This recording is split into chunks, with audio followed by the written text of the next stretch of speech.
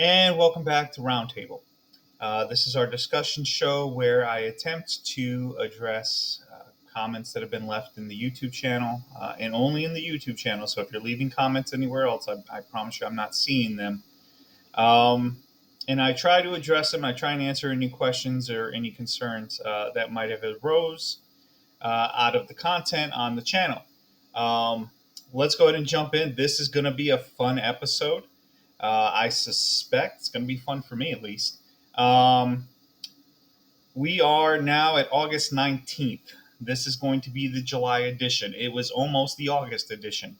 I was going to, with these, I try and do them 1 week after the previous month. So the first week of August was the production goal for this particular video. I ran into a small problem. There weren't any comments to dive into. So I started scrambling like, oh God, what am I going to do for the July episode? I had a couple ideas. Fortunately, a hero came out and saved us right at the nick of time. And that would be Mr. Kent Bowman here, 2731 Kent Bowman. And we're going to talk about Mr. Bowman's comment here in just a moment. It's not going to be a long conversation. But I really appreciate it because we didn't have anything to discuss. Would have been a really short episode in that regard. So yeah, Kent Bowman came out, or Bowen came out and shared with us that he thinks we should find something useful to talk about if we are going to waste time on the internet. This is such old news. And this comment comes on the video Dark Secrets, which was about the loofah code and swinging or broadly sexual improprieties in the villages, in the rumor mill that tends to sensationalize and propagate this. I got a kick out of this when I saw it the first time because I was like, yeah, I know.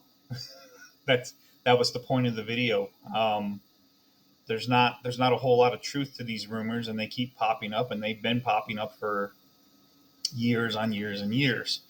Before loofahs, it was tennis balls, and before tennis balls, it was feet code, right, in bathroom stalls, and all kinds of just really profoundly interesting things for signaling one's desires to interact with our fellow residents in a particular way. Kent, when I was making a selection here, and I think I mentioned this in the video, at the risk of over explaining myself, I'll go ahead and say this. I was looking to do something a little different and mix it up on the channel. I was really hoping to craft a video with a different contributor, a different core, than the normal 4 that I've been doing. Just something different, right? Keep it interesting. And as I had mentioned in the video, I had accomplished that. I did it. It was a great little video. And then my editing software had messed me up real good. I don't even want to get into what happened with episode 13 because that was a nightmare. But I fixed the issue, or at least I think I fixed the issue since then. So I'm going to assume that when you're stating in your comments the wasting time part, you're not talking about me wasting my time or me wasting your time. I'm assuming you're referring to the excessive amount of time that I had spent just getting this video put together. When I looked at this, there were no less than 8 videos on the topic, and they were just suggested to me. I didn't go search for them on YouTube. They were just there. And I counted them, and I noticed they had all been published in the last 4-month window. And so I said, okay, this is a topic that, I have thoughts and feelings on. I have had to contend with this over the years. Let me do this video. As much as I don't want to do this video, let me do this video and just address it, and then I don't ever have to do it again. Right? There it is. But I thought it was timely. I was looking at the view counts. I was looking at how recently they had been published. And then interestingly enough, without any kind of prompting, after the video went out, we got a text message from my wife's cousin, um, forwarding us one of these videos, and saying, because she knows that we work in the villages, and she was basically like, "Do you know about the loofah code?" And I was like, "Yeah. See, this is you. By this time, your comment had came in." And I said, "Yeah." I said, "This is exactly what I'm talking about." Right? It is old news. It is really, really old news, and that was the point of the video. So I apologize if you feel that I wasted your time with that, but we don't ever have to do it again. It's done. There it is. So, what was the other thing I wanted to say here? Oh, that's kind of the interesting part with Realtor Reacts, right? Realtor Reacts as a concept, as a show, the premise kind of presents me with a double-edged sword here, right? I don't know what is going to be said inside the video. If I were to review the video ahead of time, it wouldn't be a reaction video, it would be a review. Um, that would go against the premise, right? I never know what the point of the video is going to be until I finish the video. And you'll see me as I'm going through the process of doing the reaction, trying to figure out what point I'm going to make or what points I'm going to make throughout. So, and I try and make it a little entertaining if I can, right? That's kind of the reason we do it, right? Aside from maybe you get a little nugget or two of information that might help you down the line. And so I just wanted to make you aware of that. You know, I didn't set out to make a video where I beat up on the idea of the loofah code and everything that kind of came before it, right? It just happened that way. All right, moving on. Let's see here. I want to save Mark Ryan's comment for the end. I like to end on a high note if I can. I think we're going to jump in here. Mark Steinkamp, 1589, 4 days ago. I got real excited with this comment. I was at an open house. I saw this comment come in. The notification only gave me the first 2 lines. And I read the first line as it came in. And the first line is a "well, actually" statement, right? And anytime a comment starts off with a "well, actually" statement, you know it's going to be good. It's going to be juicy. Let's read it real quick. I've read it several times. I've spent too much time with this comment. I've probably spent more time with this comment trying to figure out what's going on than I did making the video. In all honesty, if you look up a palm tree, it does not fall within the tree family, but closer to the grass family. I'm sure it does. Secondly, you should never just place a phone call without a follow-up email. Probably good advice. Everyone knows. A bit of a presumptive statement. I don't know everyone, and I certainly don't know what they know, but okay.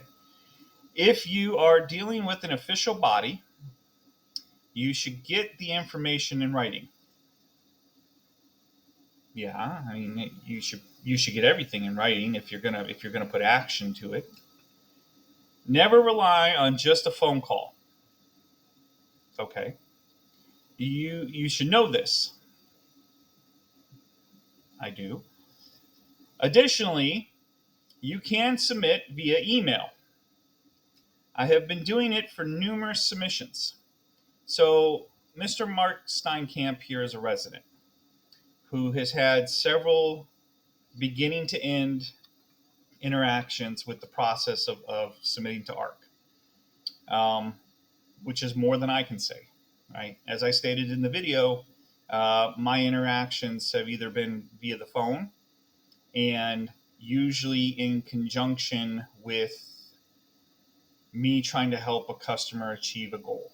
Okay. I've never personally myself made a submission to ARC, so I am no expert on the submission process for ARC.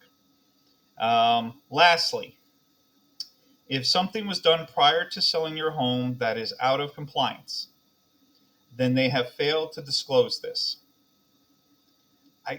I'm going to spend some time with that here in just a moment. Please check your facts before producing these videos. And there's where that double-edged sword thing comes in, right? Because in order to fact check things in an effort to be more accurate in what I'm saying, I'd have to have foreknowledge of what the content of the video is. I know the subject, right? But I have no idea where we're going to go with that discussion. In episode 13, it came from Mark, was no exception there. So fact checking is going to be very, very difficult, if not impossible. Now, in this particular video, I did excuse myself. And the reason, that's the only time I've ever done it, and I probably won't ever do it again, because it opens me up to this type of feedback. I only did it because I broached the topic of whether or not you could email the submission. Okay, Chief didn't bring it up. Chief was talking about dropping it off physically. He even went to the extent of showing where the location was. I believe it was on Lake Sumter Landing. I think I cracked a joke right around there, and then he was showing where the phone numbers were to contact ARC. So I broached the topic of, can we email this? Right? You would think that we could email this in this day and age with the communication capabilities we have. And we're gonna jump into that. Actually, we'll jump into that now. So let's play back the video and see exactly what I had said. I have the timestamp here, 24:58. Boy, I'm having a hard time reading my own handwriting. That's why I type everything. 58. Oh, come on. All right, let's pop that open. Let's see. And check on this, but I do believe that there is an online submission capability for the architectural review. So give me just a second. I'm going to go check that out, and I'll be right back. Nope, turns out I was wrong. We had a customer a while back, Miss Mendoza, who we had spent an extensive amount of time working with ARC on a roofing issue, along with some landscaping. And I thought that when we made the submission of the ARC form, we were able to do it via some type of online function, email possibly. But I just checked with my wife, and she said no. It was mailed, and of course, as Chief is suggesting, you could just take it directly into the office. That's odd, right? You would think in today's age you'd be able to email it somewhere. There'd be a centralized email. And maybe there still is. Maybe there is, and we're just not detecting it. Regardless, let's jump back. Maybe there still is, and we're just not detecting it. So, what happened here? Couple of things. I paused the video, and I'm pulling from personal experience I had with a customer here, right? But I know that my memory can be a little faulty, and this transaction was over a year ago. So I walked out of the office. I went and asked my wife. I said, hey, because she's usually better at remembering these things. And I know that she was the one who was hands-on with it. I wasn't the hands-on person here, right? Christine handles, paperwork filing and follow-up and back-end stuff like that. So I went to her and I said, hey, didn't we email the Mendoza request? Because she had just purchased the home. Her internet wasn't set up yet. And so we were involved in this process at her request. And I thought I heard her say, and I will find out later that I was incorrect in my hearing. I thought I heard her say that it was mailed. Right now, bear in mind, my two children are fighting in the other room, screaming and being loud when this conversation is happening. So I misheard her. I said, "Can we verify an email? Right? Can you look at the page and see if you can find an email? Because I feel supremely confident that this capability exists, right? Should exist." She's working on her phone. She was in the middle of doing something else. I gave her all of maybe 5 minutes, okay? Because we were running behind. The video needed to get published. It was due on Sunday. And she was not able in that very small window of time, while being distracted with other projects, able to locate the email. Now, I went back after the video was done and I found it. It was very easy. It's right here under Contact Us. Okay. And you come down here.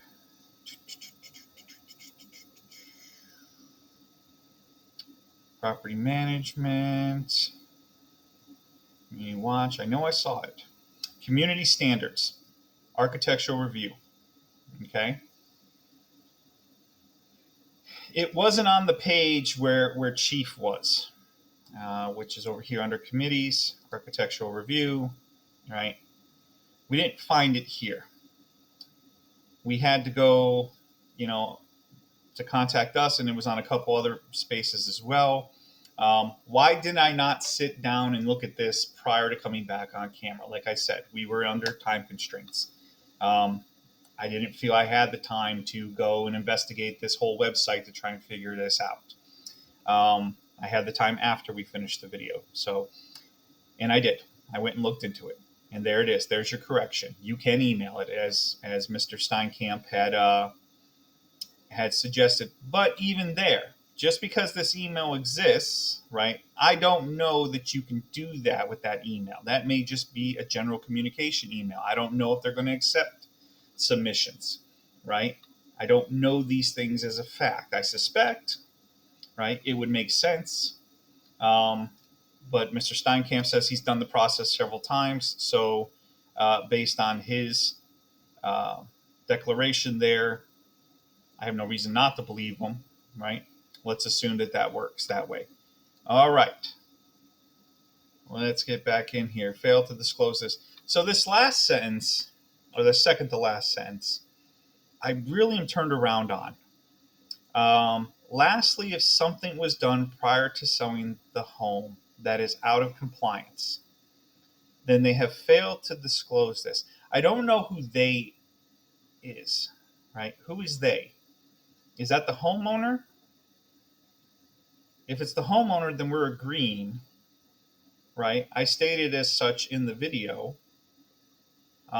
The obligation to disclose a deed compliance issue is with the homeowner. Now, if the homeowner shares it with the realtor, then the realtor now also holds that obligation to disclose that information. But if the homeowner does not share that information with the realtor doesn't know. Okay. And this was in response, I suspect this was in response to the portion of the video where we were talking about this debate about, what is the realtor's role in conveying non-compliance issues with a property. And basically it boils down to, well, if the realtor knows, right, they need to disclose that, but they're under no obligation to go seek that information out if it's not provided to them by the homeowner. They really have no way of discovering it that I'm aware of. And thus they don't have the information. Thus they don't even have the capability of disclosing. So it's kind of a thought exercise. You kind of got to go through it.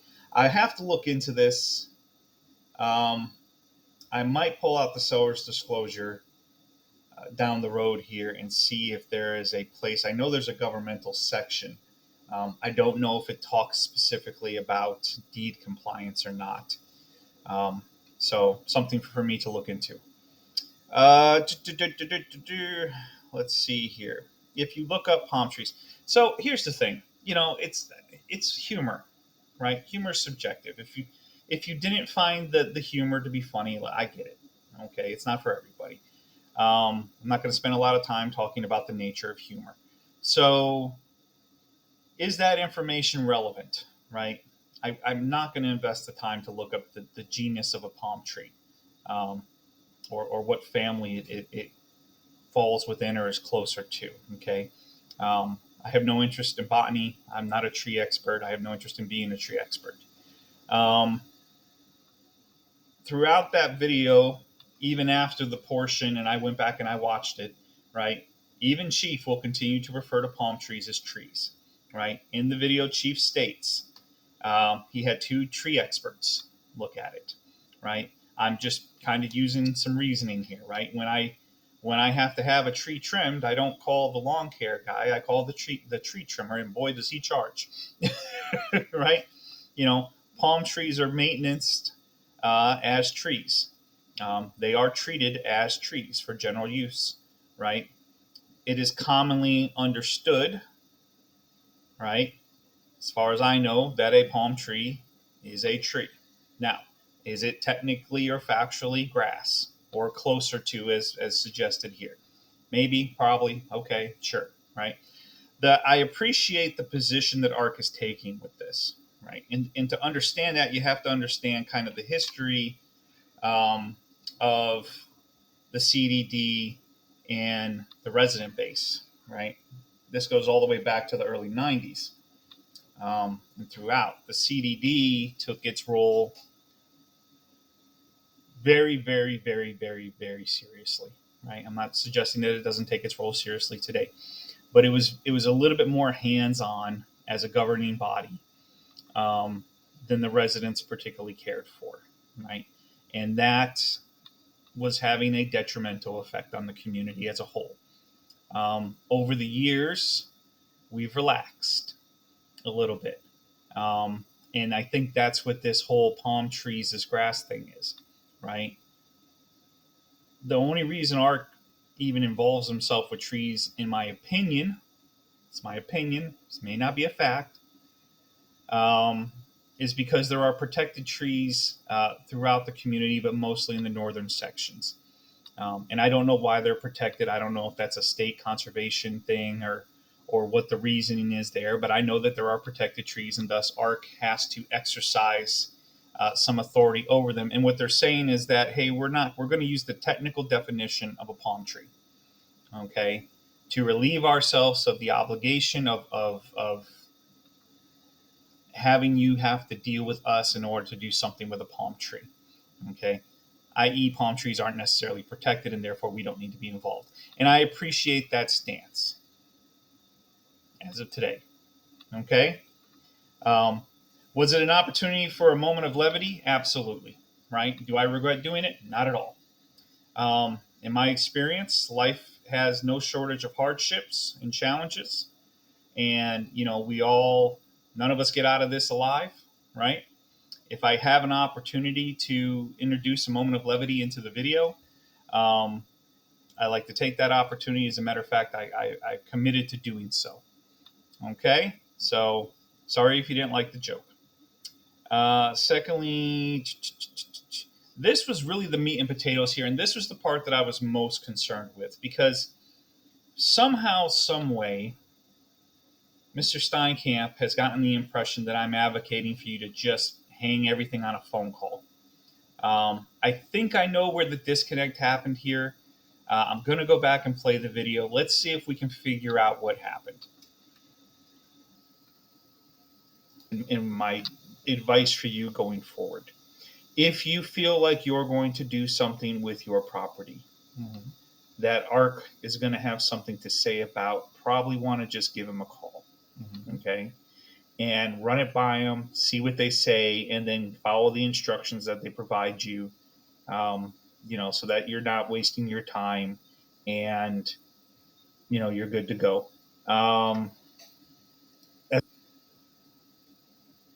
Follow the instructions that they provide you so that you're not wasting your time, which is something that Chief had echoed earlier in his video, where he had stated something to the effect of, I should have just called, right, instead of going through the whole process that he had outlined in the early part of his video. And you're good to go, right, was what I had said. I think the you're good to go part is where the disconnect had happened. To understand what I'm talking about here, I'm reflecting on my first interaction with ARC, where essentially I had called up on behalf of a customer who hadn't purchased as of yet, and was hinging her decision on a purchase based on the reply that I got from ARC. And she had wanted to make a modification to the property. I don't remember the details. This is going back over 10 years. But I called up, I spoke to a young lady, and by young lady I mean, to be factually accurate, an age-qualified person for the villages. Um, and essentially, I did my introductions. I'm so and so from such and such office, and she was like, and I said, my customer, is wondering, does she need to be involved? Do you need to be involved, right? To do this thing. And I outlined what it was she was going to attempt to do. The lady on the phone had instructed me, and basically what she had said is go online, print out the form, make a submission, right? I said, no, I understand the process. I said, is this something that you need to look at? Is this something we need to submit on, right? Go online, fill out the form, make a submission.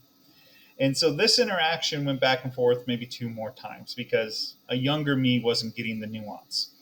Um, but that was my first impression. It wasn't a positive one, right? And I'm happy to say that in subsequent interactions with Calling Arc, the communication has improved substantially, in my opinion.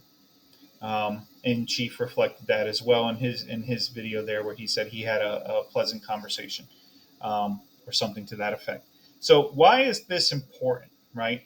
If Mr. Steinkamp is pulling this interpretation of what I'm saying out, then it's reasonable for me to suspect that a certain percentage of the viewing audience is also picking up this interpretation.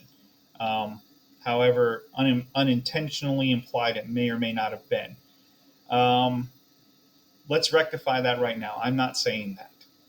Okay, I'm not suggesting that you just call ARC and then that's it. Um, in the context of Chief's example, I could see where we could have reached that interpretation, right? Chief made a phone call. I don't know if Chief got that conversation in writing or not prior to taking action with the subject palm tree. Um, and I guess this kind of comes down to risk tolerance too, right? Because it's like I'm imagining myself in that circumstance, right? Would I be comfortable? Would it be sufficient for me to ask the party I'm on the phone with at architectural review to show me where that is stated in writing? Okay. And presuming that they did so and I was able to visually confirm it, right? Would I consider that to be sufficient, right? Or would I insist that they somehow, some way, formalize this conversation in writing, whether I'm sending them an email, restating the conversation, asking them to confirm that this is what was said, or if I'm asking them to send me an email, essentially stating that we had this conversation and this was the end conclusion. Um, I do it with customers all the time. I'm going to continue the video here because there's another part of this I suspect, and let's see if we can't dig in and add a little bit more clarification and context to this. As a practice, I generally try and get the name of the person that I speak with so that if I call there again, if I run into some type of issue where, my understanding was different than what the outcome was, I can reference that individual and I can say, well, I spoke to this person and this is what they had told me and this is why we did this way. Mm-hmm. And then maybe, and it has happened, I will get a different understanding, if I'm dealing with somebody who's maybe been at ARC a little longer. Okay. As a general practice, I get the name of the person I was speaking with, right? You have to understand, I'm coming at this from my perspective, right? Title companies, mortgage brokers, other agents, um, sometimes governmental bodies, right? I make a lot of phone calls. I seek out a lot of clarification, particularly on things that are more nuanced, and I need a better understanding of it before I go and talk to my customer. Okay. This actually, it's funny because my wife introduced me to this. What would happen a lot of times is I would initiate a conversation, reach an understanding with the party on the phone, and then I would ask my wife to follow it up at some later date. And the first thing she's going to ask me is, well, who did you speak with? Right? Oops, I didn't get that piece of information. I learned over time. And that's what I'm saying, right? I'm not saying to hinge that conversation that you had with the initial person on a follow up phone call in order to try and force the understanding from the initial conversation. Um, Hopefully that clarifies this. Okay. I'm specifically thinking about, and there's no way you would have known this, but I'm specifically thinking about an instance where this happened, where we had made a phone call, we had received instructions, we had filled out the application, submitted the application, and we got a rejection letter, right? And I didn't understand why we had gotten the rejection letter. Now, it outlined the issues in the letter, okay? And I don't remember all the details because, again, this is going back very far. But I remember calling up and I remember stating, something to the effect of, hey, I spoke to so and so. Based on that conversation, I had advised my customer of this. We went ahead and followed, the instructions that we were given. Now we have this rejection letter. Can you help me understand where this went wrong? Right? Did I misunderstand? Right? What happened here? And what had happened in that situation is that the person I was speaking with had missed one or two key things in that conversation. So I conveyed the information correctly, the information I was given. But now I'm on the phone with somebody else who had been at ARC a bit longer. And so, again, I'm pulling from my personal experience here.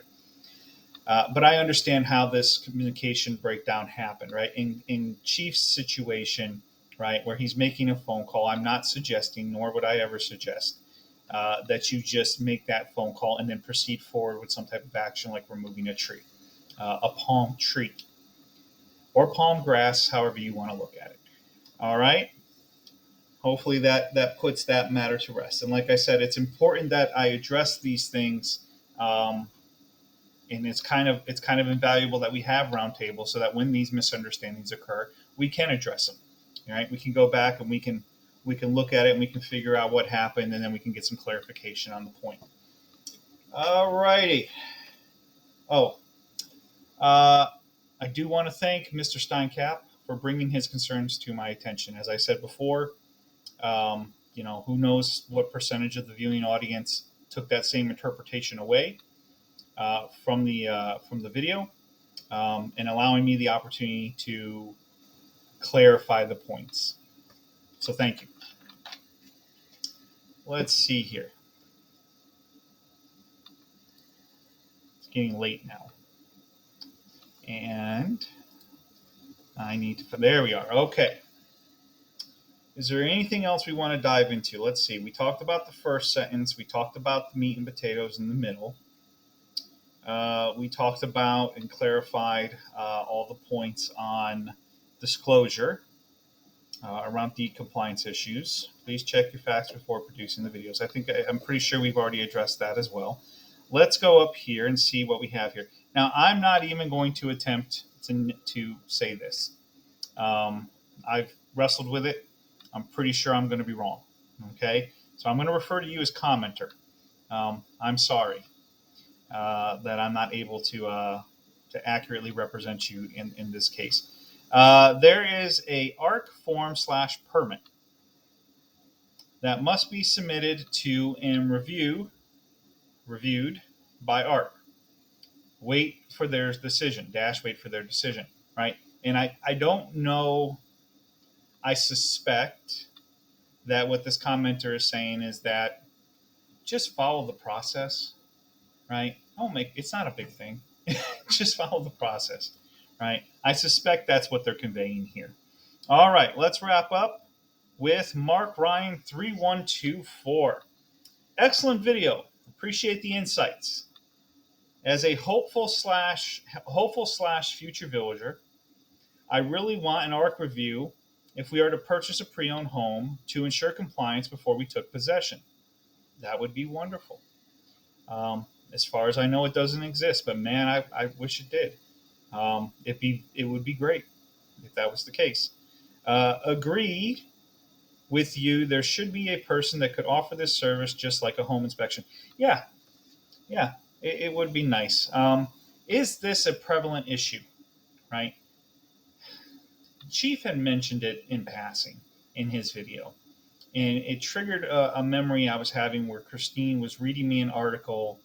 I think it was a town meeting or something, and this had came up per the article, and I don't remember the source of the article. I apologize. But she was reading me the article, and it was basically, the residents were upset because they had purchased the home, and then deed compliance got a hold of somebody had issued a complaint, and deed compliance had sent them a letter, and they felt that the realtor who had sold them the home should have notified them of the compliance issue, right?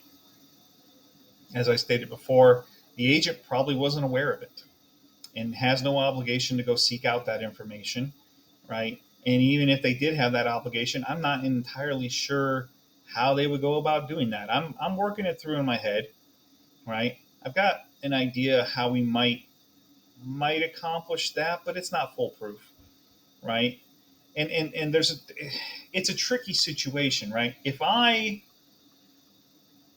go and I try and discover, right, deed compliance issues, and I'm wrong, okay, and I convey that information to the customer, I've now stepped outside of my role, right, and I've taken on a task that is outside of my license, and then I'm wrong. It doesn't seem like a good idea, for agents to be stepping into that role to me. Okay, brokers might have a different opinion on this. Maybe there's some type of nuance thing that would completely change my understanding and outlook, right? That's where I am as of today. I did a video about art, and I got a pretty passionate response, right, about the submission process and the slight inaccuracies that folks may have interpreted from what I had said. So I definitely don't want to dive too deep into that topic. As a result, that has been this week's episode of Roundtable. I had to remember the name of the show. I almost said Realtor Reacts. It's only the second episode. We're getting into a process. Each one of these shows, as they're being developed, as they're being produced, as they're getting out there in the world, and I'm getting feedback, is starting to develop their own audience and starting to develop their own voice. And I don't know where this road is going to take us, right? Hopefully, it's a good place. That's my intention. That's what I'm aiming for. So far, I've been fairly happy with my experience here online. I do want to put out a quick disclaimer. Okay, I am a realtor. I've been a realtor for a very long time. I got licensed in 2005. It's been a minute, right? I am 4, maybe 5 months into the YouTube thing. Okay, I am not a professional YouTuber. I'm not aiming to be a professional YouTuber. Okay, I'm figuring this out as I go. So if I could ask you to give me a little bit of latitude with this, I appreciate it.